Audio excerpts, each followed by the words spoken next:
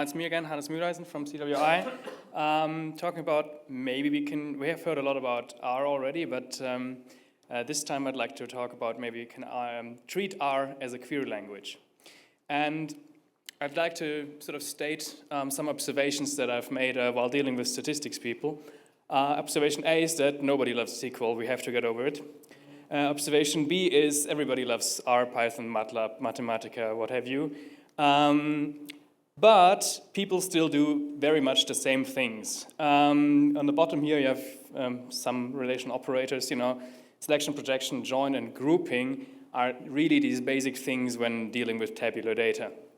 And what I've seen a lot is that people build specialized packages for these statistics environment that re-implement exactly the same thing as databases have been doing. For example, you have the data table package for R and a dplyr package for R, and both of them use custom C code to build some hash structures, for example, for joins, and they use C code to do selections fast and so on and so forth. The same is, of course, true in NumPy/pandas world in Python, where everything is mapped from the nice Python structure back into native C arrays, because these just happen to work fast on CPUs. This doesn't really...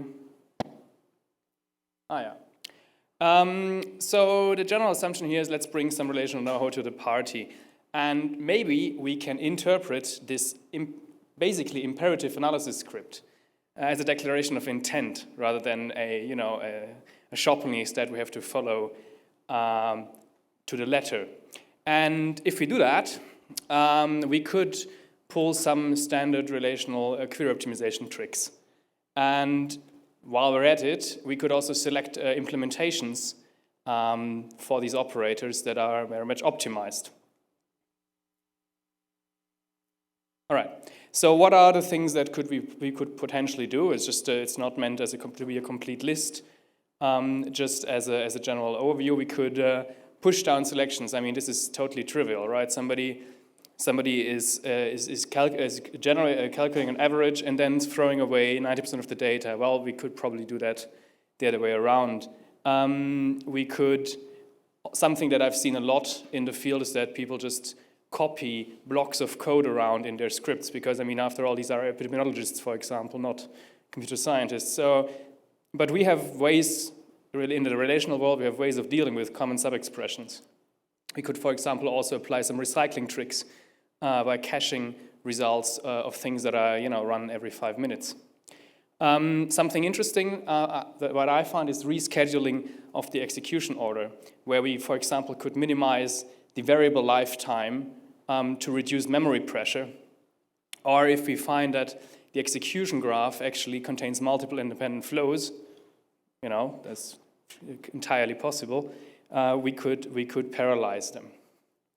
And of course, everyone's favorite, the join ordering. Here's an example with a short R script.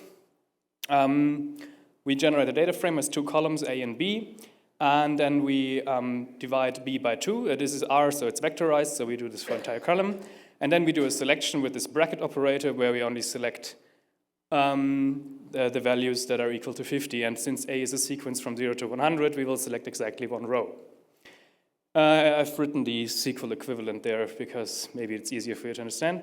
The flow graph, if you want, you have the circle, the nodes are operators and the edges are the flow of data. This is what it looks like. And obviously, there's an alternative flow, which looks like this.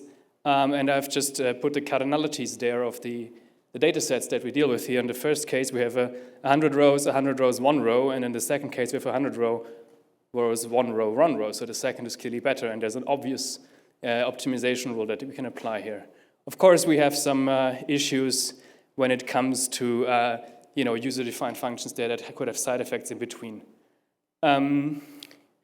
For our implementation, we had chosen Renjin, which is R on the JVM, uses deferred execution, so we can sort of play with this graph before we execute it, and we do this on survey analysis, which has complex calculations. Here's the R script that does it. This is actually recreating some standard analysis from the Department of Health. And here is the call graph of set analysis. And so you can see we have lots of fun reorganizing that. Thank you.